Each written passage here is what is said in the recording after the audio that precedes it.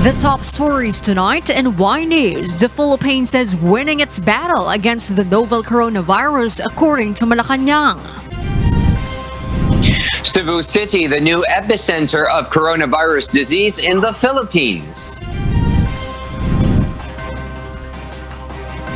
Road sector opens mini loop routes at both ends of the EDSA busway. Over 900 UV Express units resume their operation today, but there will be no fare increase despite limited passenger capacity. Find out why New Zealand Prime Minister Jacinda Ardern warns anyone who are considering overseas travel they may be charged. And why a nurse in Pakistan comes back to work with more zest and empathy towards patients.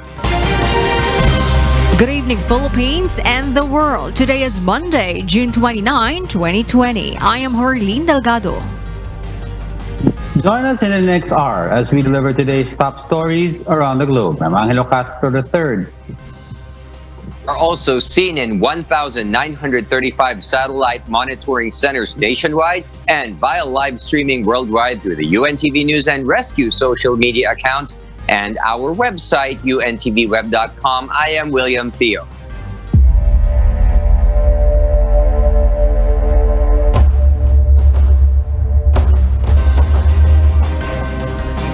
It has been more than 3 months and a half since community quarantines against coronavirus disease were implemented in the country. Malacanang stands firm. The President, the Duterte administration, has done everything it can to prevent the spread of the deadly virus.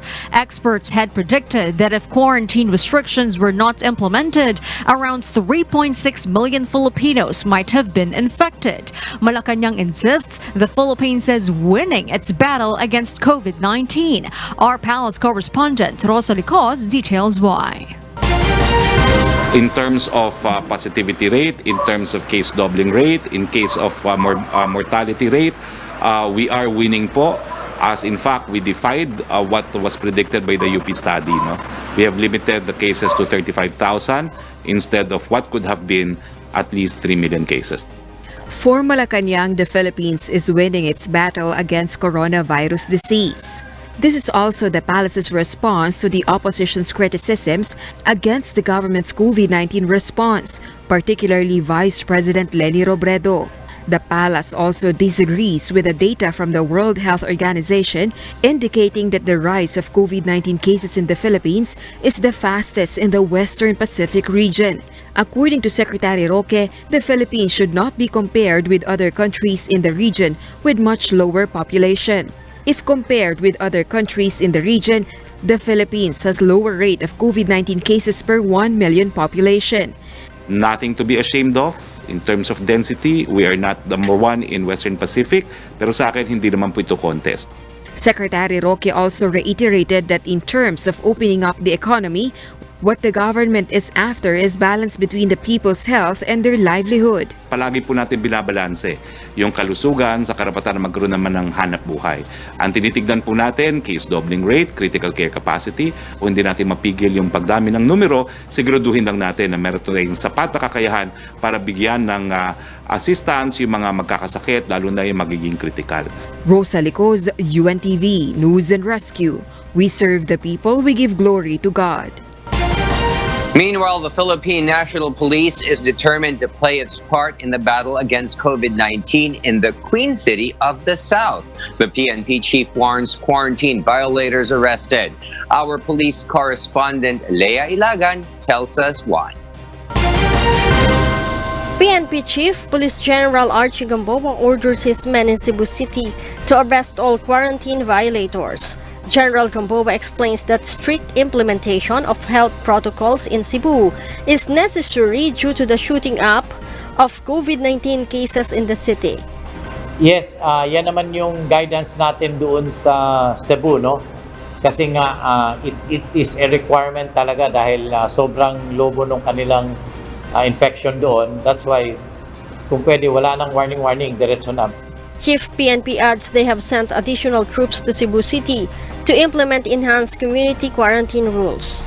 Those include 150 staff troopers and 100 personnel from Pro 6 and Pro 8. Based on the inspection of the Joint Task Force Coronavirus Shield, the implementation of the Kiwis orderly so far. Generally, ang behavior ng mga Cebuano was sumunod naman sila. Pero may mga pangilan-ngilan na pasaway but hindi ganun karami. Majority follows the quarantine imposition of Cebu. On the data from the PNP, they recorded 169 policemen in Central Visayas infected with COVID-19. 156 are probable cases.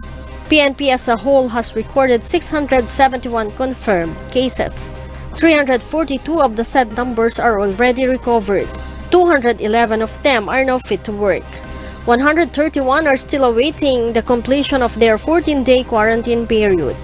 320 are active cases. 287 have mild to moderate symptoms. 18 are in the hospital for treatment, while 15 are in their houses for quarantine. The new coronavirus has caused the death of the 9 police frontliners.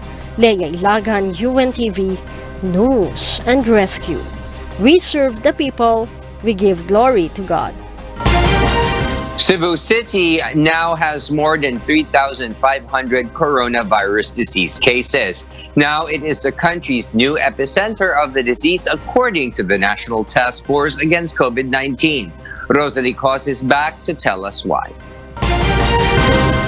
The situation in Cebu City is alarming, according to the National Task Force Against COVID-19, led by its Chief Implementer Secretary Carlito Galvez. The Visayas urban hub now has more than 3,500 COVID-19 active, severe, and critical cases, the highest count among the highly urbanized cities in the country. Ang pinaka-main focal point po natin ngayon sa COVID-19 is really Cebu, considering that the parameters at the thresholds, new cases are really increasing, even surpassing the whole NCR.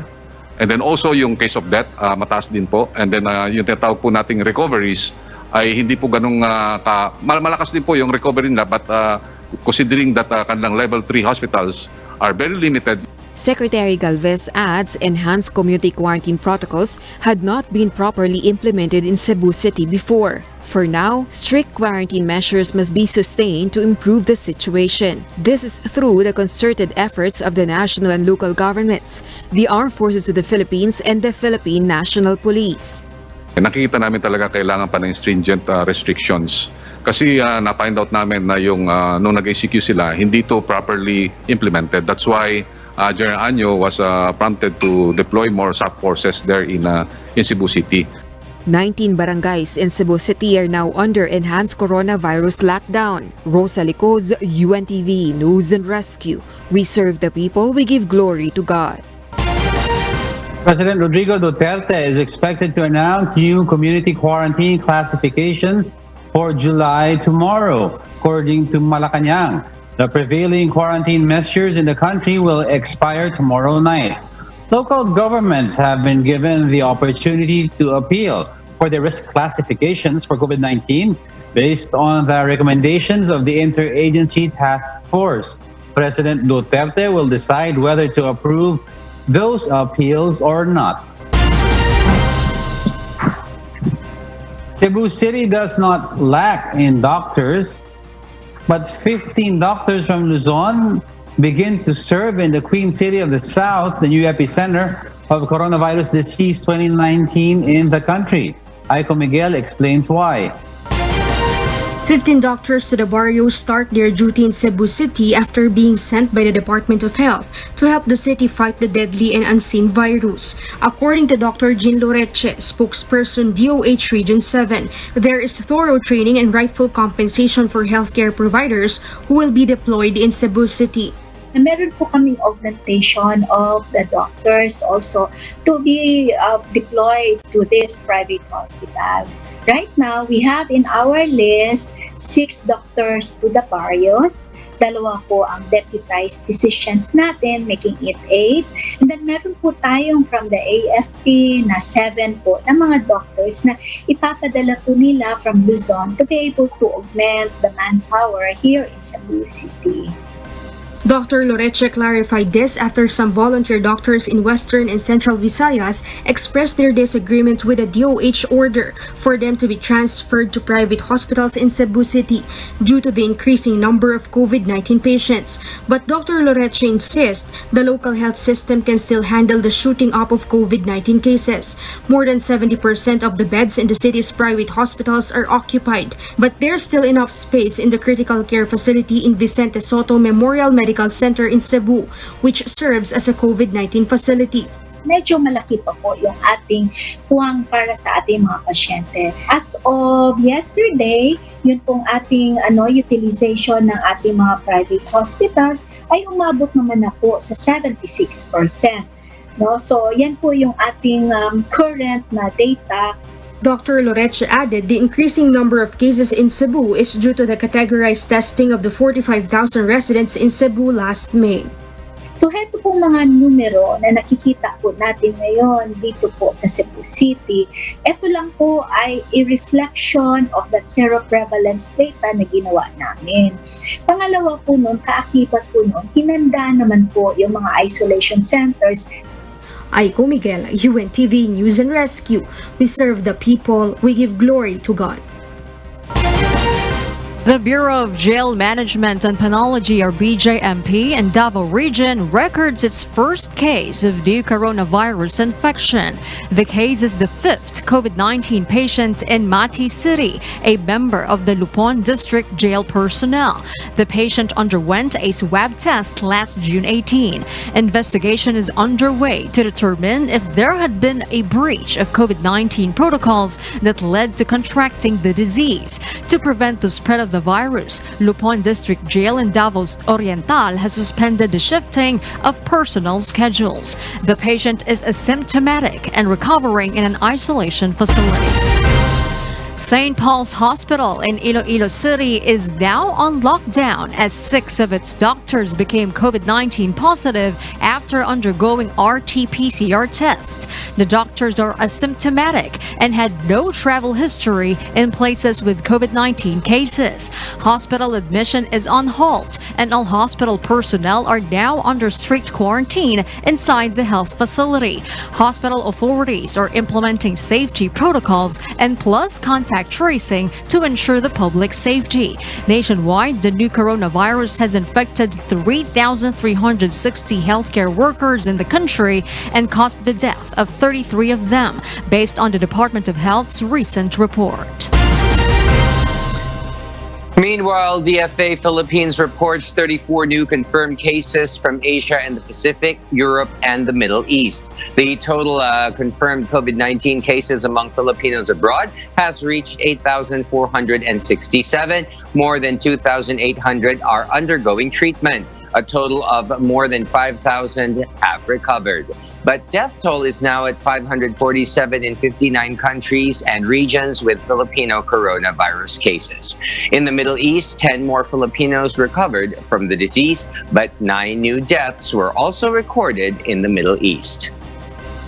The region remains to have the most number of confirmed COVID-19 cases, recoveries under treatment, and fatalities among our nationals abroad. Let's now take a closer look at the updated count of coronavirus cases around the world. The COVID-19 pandemic has now reached a total of more than 10.1 million confirmed cases in 188 countries, regions, and sovereignties. The fast-spreading disease has claimed more than 500,000 lives, while over 5.1 million patients across the globe have recovered from the new coronavirus infection. Thanks be to God. Meanwhile, the country's Department of Health says that 985 new cases were reported today, including 643 fresh cases and 342 late ones. That raises the total confirmed cases of coronavirus infection in the Philippines to 36,438. That is, as of 4 p.m. today, we have lost 11 more patients. But through our fervent prayers, medical interventions, and sacrifices of our medical frontliners, 270 more people have won their battle against the invisible enemy. That brings the total recoveries nationwide close to 10,000. Thanks be to God. The National Task Force Against COVID-19 has suspended the transport of locally stranded individuals to the provinces of Iloilo and Negros Occidental. The suspension will be effective for 2 weeks to prevent the further spread of the disease that has cost the lives of more than 1,000 in the country. The primary ports and seaports in Region 6 that welcome returning stranded individuals will be closed. Malacanang clarifies the suspension of locally stranded individuals' return trip to provinces is limited only to 5 areas in the country. In particular are Region 6, Cebu Island, Mactan, Region 8, and Caraga Region because their isolation facilities are now overwhelmed. The protocols for LSIs who wish to return to their provinces before traveling must submit a health certificate, undergo a COVID-19 test upon arriving at the destination, and undergo a 14-day quarantine. The Interagency Task Force will still need to approve a new protocol, which is to have the LSIs undergo RT-PCR testing for COVID-19 upon arrival at their hometowns. And several passengers headed for Mindanao stranded at the North Port Terminal in Manila for days are now on their journey back to their provinces, while the Interior Department says a COVID-19 test was not required of them. Ray Pelayo explains why. Locally stranded individuals in Manila boarded 2 passenger vessels this morning headed for Mindanao. There was miscommunication last night in which passengers were not allowed to board, which dismayed passengers. They said they were asked for negative COVID-19 swab test. Papasok kami dyan kanina, hinanapan kami ng yung swab test. Wala namang sinabi nung nagkuha kami ng ticket, yung sinabi sa mga ticketing outlet. Ang pasahe namin doon, 700, 800 ang taxi. Tapos pawiin lang kami. Bahala kami hanggang mag-ilang simana kami dito. Hindi kami uuwi hanggat hindi ito masolve ang problema. But today, passengers were allowed to board 2 ships traveling to Dumaguete, Zamboanga, and Cagayan de Oro City. Kasi mahirapan na kami dito sa Maynila. Wala na kami ng buhay. Ano po ba ng buhay niyo? Ate maglilimos na bawal na. Kaya umuwi na kami sa Mindanao. Interior and Local Government Undersecretary Jonathan Malaya said the COVID-19 test is not necessary for now and they only require travel authority and health certificate when going back to provinces. But passengers should follow local health protocols upon arrival in their destinations. The Philippine Ports Authority encourages passengers to transact online and make sure of the ship's schedule to avoid being stranded at the terminal. Ini-encourage natin yung online purchase ng ticket para ma-minimize natin yung face-to-face contact sa ticketing, para ma-avoid din yung contamination at saka infection. The Philippine Ports Authority says the number of passengers per ship is limited to 50% of the ship's capacity due to the implementation of health protocols. Ray Pelayo, UNTV News and Rescue, we serve the people, we give glory to God. In Camarines Norte, only half of the expected number of enrollees have registered. More than 13,000 kindergarten enrollees were anticipated, but only more than 4,000 have registered. Around 50,000 students are not yet enrolled in elementary, while 30,000 are still not enrolled in junior high school. Also, about 5,000 senior high school students are expected to be enrolled. DepEd Camarines Norte says that parents have nothing to worry about when it comes to enrolling their children because there are other ways for students to study, assuming that they do not have the gadgets needed or internet. Nimfa Guemo, the school's division superintendent of Camarines Norte, reminds parents the decision is still up to them, but DepEd is preparing for the school opening anyway. The road sector opens mini-loop routes at both ends of the EDSA busway today. Meanwhile, the opening of modified bus stops was delayed. Asher Kadapan Jr. explains why. After introducing bus augmentation for Metro Rail Transit or MRT Line 3 upon implementation of general community quarantine last June 1, The Department of Transportation complements the EDSA busway with 2 mini loop routes of city buses. 30 city buses are now operational again in the route between Monumento and Quezon Avenue and between Parañaque Integrated Terminal Exchange or PITX and Ayala Avenue. Marami kasi tayong mga commuter o mga pasahero na nag-express ng kanilang concern na wala silang masakyan from Monumento going to North Avenue or Quezon Avenue. Ganyan din yung mga galing ng PITX papunta ng Ayala. So yun ang in-address natin ngayon. City buses operating along mini loop routes should utilize the yellow lane of EDSA. Those who need to travel farther may transfer to MRT3 or augmentation buses.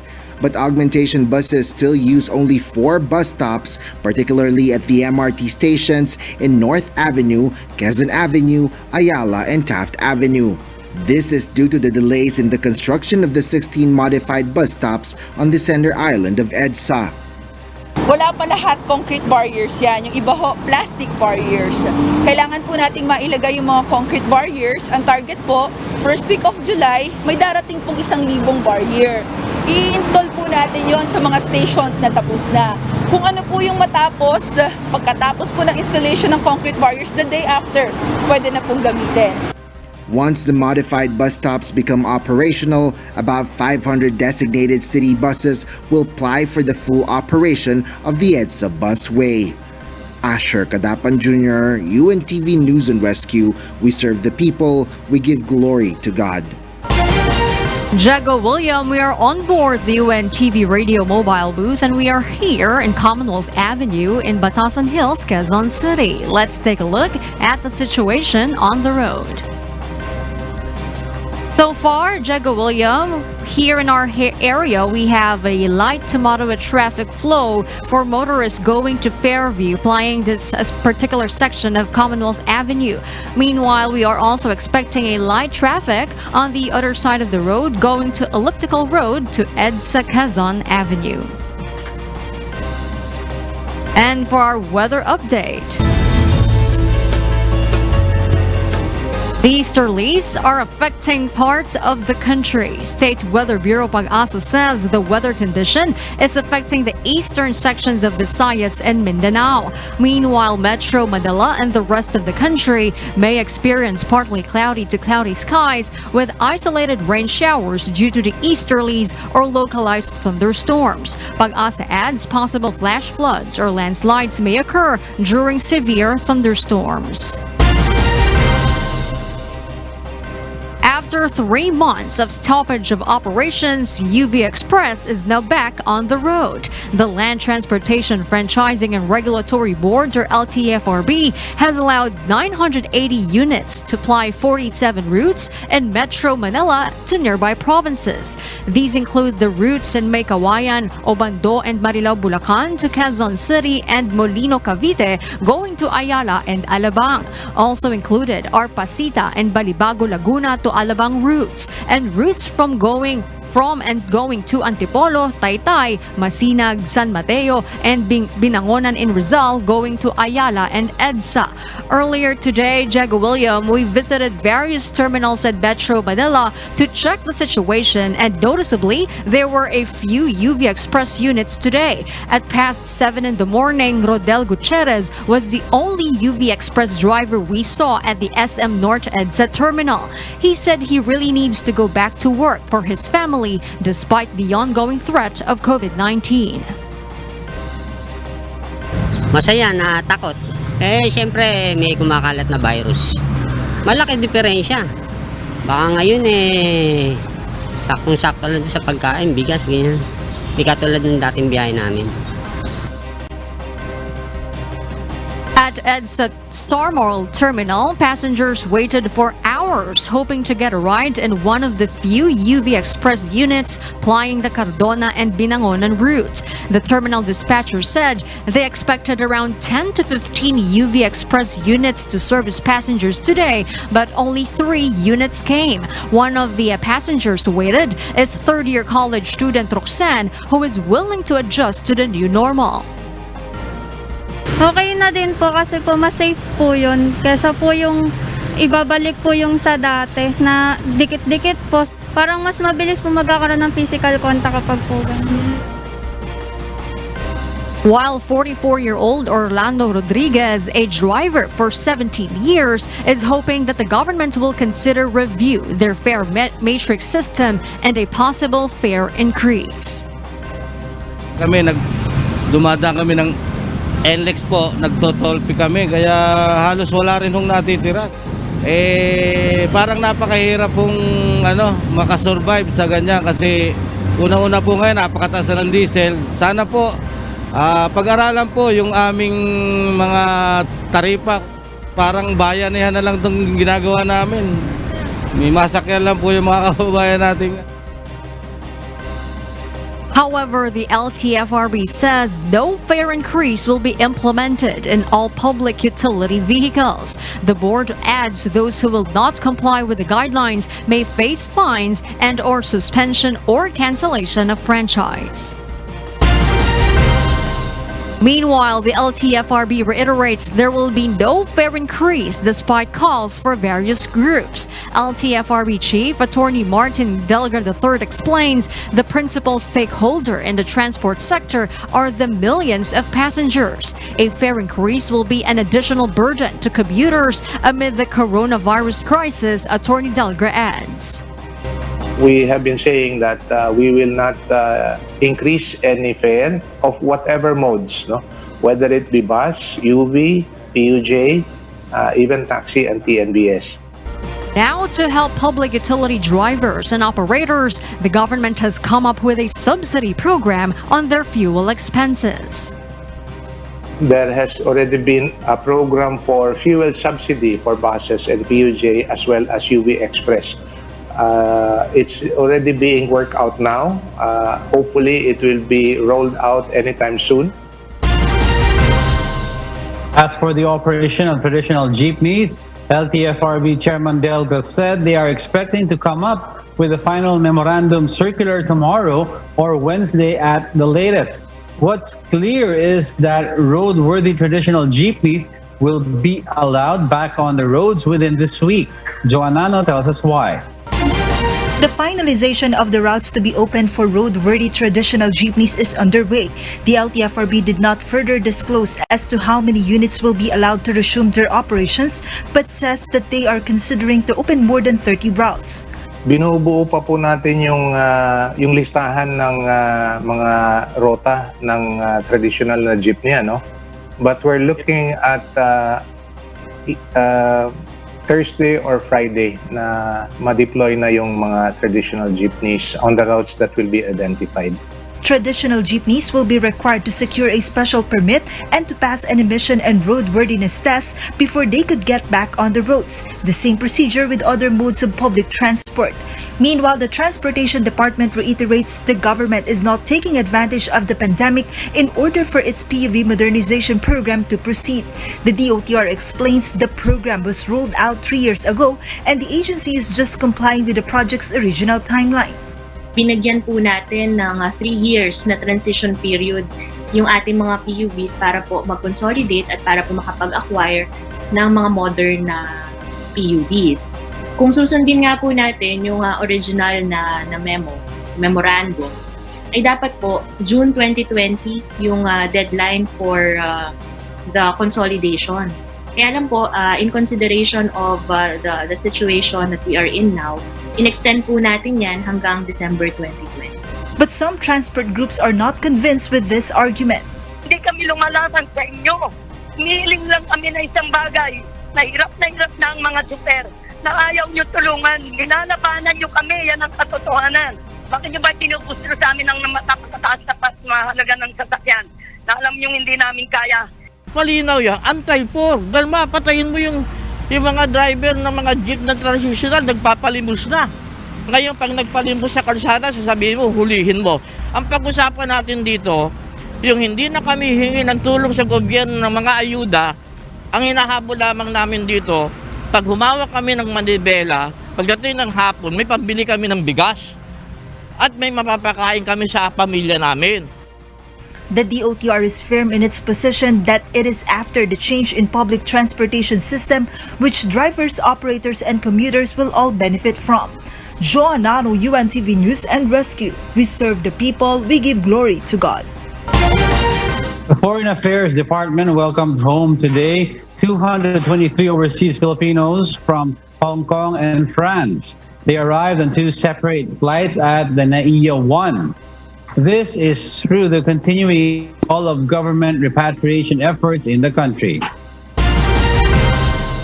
Commercial flights in Antique Airport resumed on Sunday. This is the first airport on Panay Island that the Civil Aviation Authority of the Philippines has approved to reopen following the suspension of commercial flights due to the COVID-19 pandemic. Flight schedules will depend on the volume of bookings. Passengers will be required to present a health certificate, travel authority quarantine certificate, and to undergo rapid testing for coronavirus disease.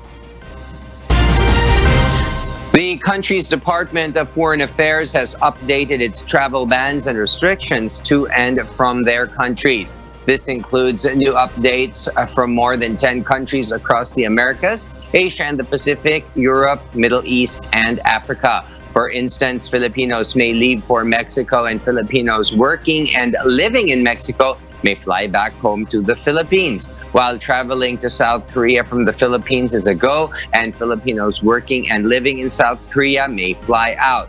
But foreign nationals with visas, including work visas or residency permits, are still not permitted to enter the Philippines. The DFA encourages all Filipinos traveling out and from and returning to the Philippines to refer and be guided by these travel restrictions as of June 28. The DFA reminds this information is subject to change without prior and sufficient public notice. Travelers, even with valid visas or confirmed flights, should consult with relevant embassies or consulates of the destination country before booking tickets. Over a dozen international airlines are operating passenger flight services or planning to resume their services to China after a loosening of their country's aviation restrictions. United Airlines on Friday announced to resume service between San Francisco and Shanghai with twice-weekly flights starting from July 8. The carrier said it would operate on Wednesdays and Saturdays, departing from San Francisco and back from Shanghai on Thursdays and Sundays. The service resumption by United Airlines is part of the latest governmental arrangement between the U.S. and China. For now, only 4 round-trip flights would be allowed from each side each week. Delta Airlines started to execute flights between Seattle and Shanghai between June 25 and October 24 in the first phase. It operates twice per week based on the arrangement.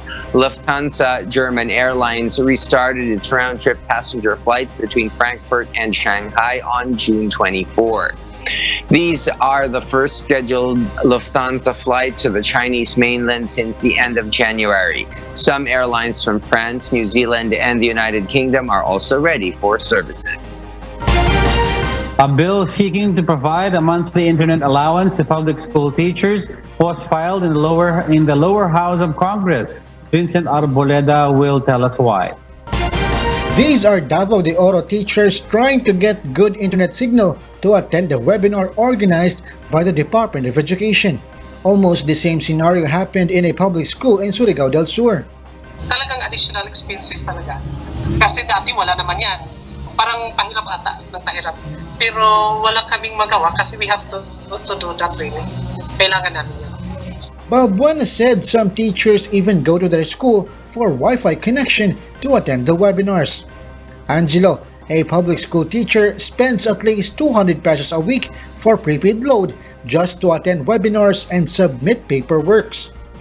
Yung linggo-linggo pong pagpapaload, imbis na po sana mapunta dun sa mga gastusin sa bahay, tsaka mabibilin nyo na po sana ng mga gamit nyo po para sa darating na pasukan, hindi nyo po mabibili kasi napupunta po sa load po ng internet. According to the Department of Education, there is a 3,500 peso chalk allowance for public school teachers that can be spent to any teaching-related expenses, including internet data. But according to ACT Teachers Party List Representative Franz Castro, it is not enough for the school year. to help elementary and secondary public school teachers follow the blended learning program. Castro has filed House Bill 7034, or the Internet Allowance for public school teachers. The bill seeks to provide a monthly allowance of 1,500 pesos to public school teachers to be used for their internet expenses, including installation of internet connection to their homes. Maraming mga teachers, lalo na sa mga malalayong lugar, gumagamit lang ito ng data mobile at pupunta pa sila kung saan para makakuha lang ng signal. Ngayon kung merong stable na internet connection sa bahay nila, mas safe sila doon. DepEd continues to conduct webinars to prepare public school teachers on the implementation of the blended learning program starting on August 24. Vincent Arboleda, UNTV News and Rescue. We serve the people. We give glory to God. DepEd simulates the distribution of modules and learning materials.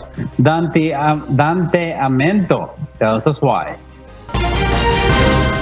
DepEd, through its division office in Davao City, conducted a simulation for the distribution of modules and learning materials today.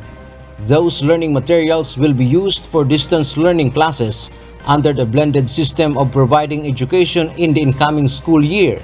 Only the parents were allowed to claim the learning packages. They must wear a face mask, maintain a safe physical distance, and sanitize their hands with alcohol rub. A parent would wait outside the classroom until the teacher handed over the learning package. The parent must sign in the logbook as a proof of claiming the package. In the next few weeks, the learning materials will be distributed in barangays. Meanwhile, the Davao City government also begins distributing scholarship allowances to some 300 deserving students and teachers today until tomorrow. A student can avail up to 18,000 pesos financial assistance every year, while a teacher who wishes to pursue a higher degree of study can get 75,000 assistance annually. For teachers such as Mary Rosel Junicio, this government aid means a lot. So nakakatulong po talagang ma-pursue namin yung dreams namin, yung professional development namin as a teacher. Dante Amento, UNTV News and Rescue. We serve the people. We give glory to God. Manila City Mayor Francisco Isko Moreno Dumagoso and Vice Mayor Dr. Hani Lacuna Pangan visited a resettlement site for more than 500 informal settler families in Baseco. Other officials also joined them in today's site visit. They inspected the place as well as the layout of the plan together with the city engineer. Also in Manila City, Kadiwa Rolling Store continues to serve Manila residents. Tomorrow, the store will roll in Barangay 835, Zone 91, Beato Street, Pandacan, and Barangay 637, Zone 65, JP Laurel in San Miguel, Malacanang. The rolling store opens at 7 tomorrow morning. Malacanang lets the Congress decide on renaming the Ninoy Aquino International Airport or NAIA. The bill submitted in the House of Representatives to rename NAIA to Paliparang Pandaigdig ng Pilipinas by presidential son and Davao City Representative Paulo Duterte became controversial. The opposition criticizes the timing of the bill. And for the news abroad, here's Elsie Marcos live from Auckland, New Zealand. Good evening, Elsie. Good evening, William, and to Diego and Arlene. How are you? Yes, I'm fine, Elsie. And how are you? And of course, what have you got for us tonight? Yes, William. Today, New Zealand Prime Minister Jacinda Ardern warns anyone in New Zealand considering overseas travel that they may be charged for the use of border facilities for quarantine after their return. I will also tell you why Chile is breathing a sigh of relief for now, and why a senior civil servant in England steps down. Okay, go ahead, Elsie. Please tell us why. Prime Minister Jacinda Ardern warns anyone in New Zealand considering overseas travel that they may be charged for the use of border facilities for quarantine upon their return. PM Ardern made the comment during her weekly press conference this afternoon, where she also announced the government is spending another 150 million on personal protective equipment or PPE for workers in border facilities and in health care. The government was looking into the legalities to require new arrivals to stay in their rooms for the first 3 days of their stay in their facilities, she said. She also said requiring people to stay in their rooms would be another layer of protection. The Prime Minister said the issue of charging people for quarantine in the hotels is a complex issue that the government is actively looking at. She said for anyone looking to go overseas, especially ahead of the school holidays, it isn't fair for taxpayers to pick up the tab for their return, so the government is looking into its options as to how to charge them for border facilities. Meanwhile, Australia's second most populous state, Victoria, said today it is considering reimposing social distancing restrictions. This after the country reported its biggest one-day rise in new coronavirus infections in more than 2 months. While many states and territories have yet to report their latest numbers, Victoria said it has detected 75 cases in the past 24 hours, enough to make it Australia's biggest daily outbreak since April 11. As cases mounted, Victoria has embarked on a massive testing regime. Now, the state's chief health officer said the state is considering reimposing physical distancing restrictions. But Prime Minister Scott Morrison has called on states to continue easing restrictions, insisting the country's economy must be revived. Elsewhere in Chile, the health ministry said on Sunday that coronavirus cases dropped by 19% in the last week, according to the country's latest report. What a relief!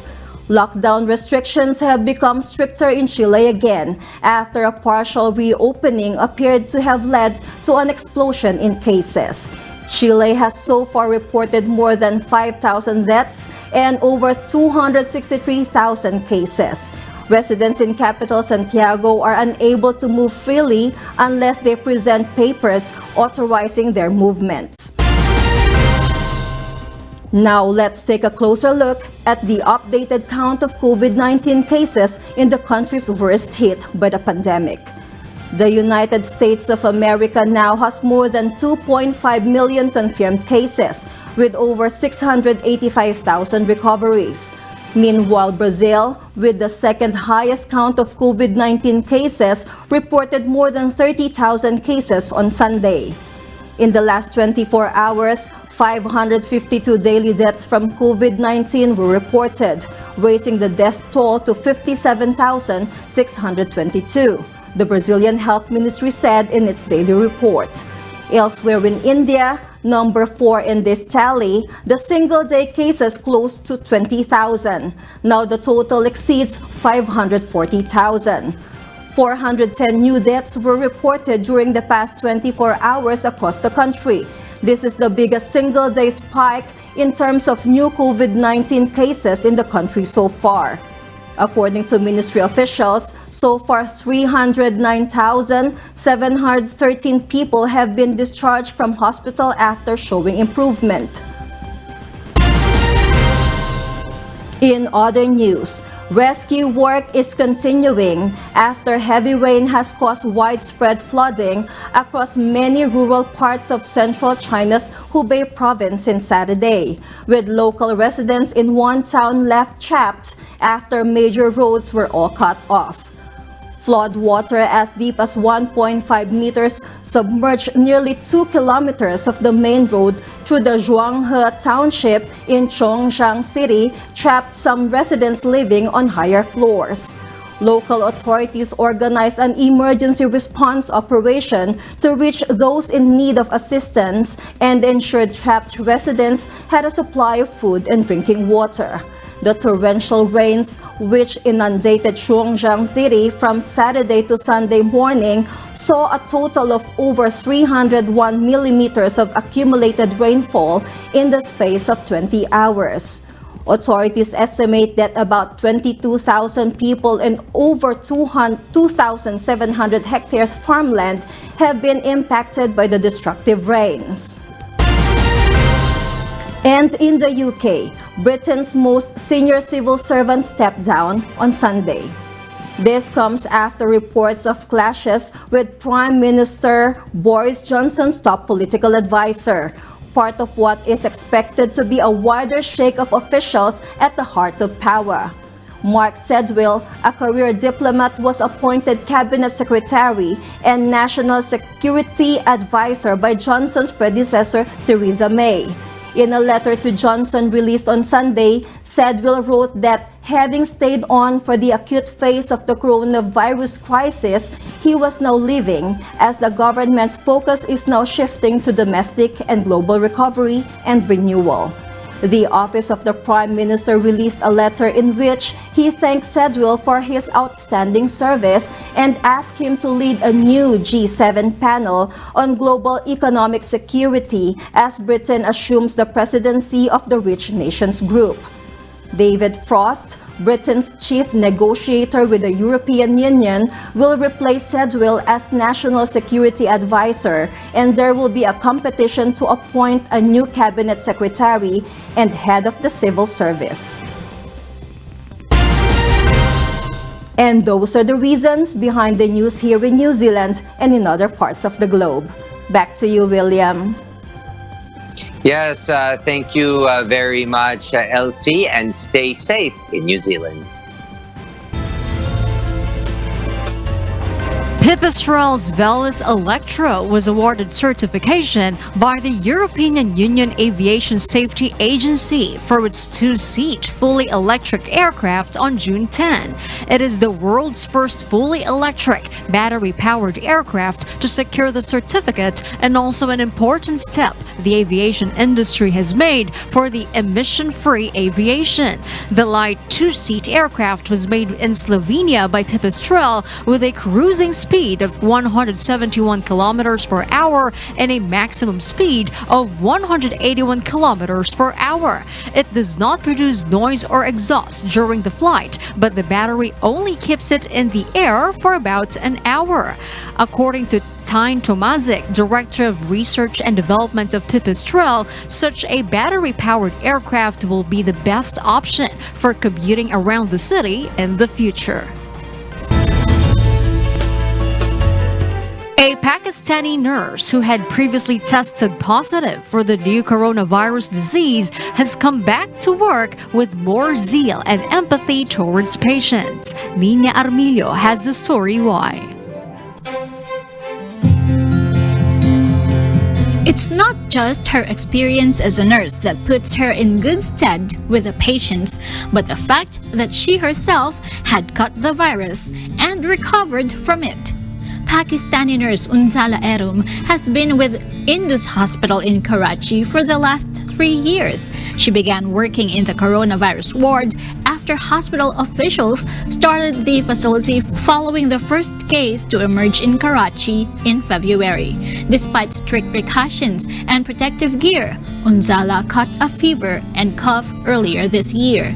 She was tested for the coronavirus and the result came back positive. While in isolation for 14 days, Unzala kept in touch with her family by phone. But at her hospital, patients in the emergency ward are not allowed to have family members visit or cell phones. I realized what the patients must be going through.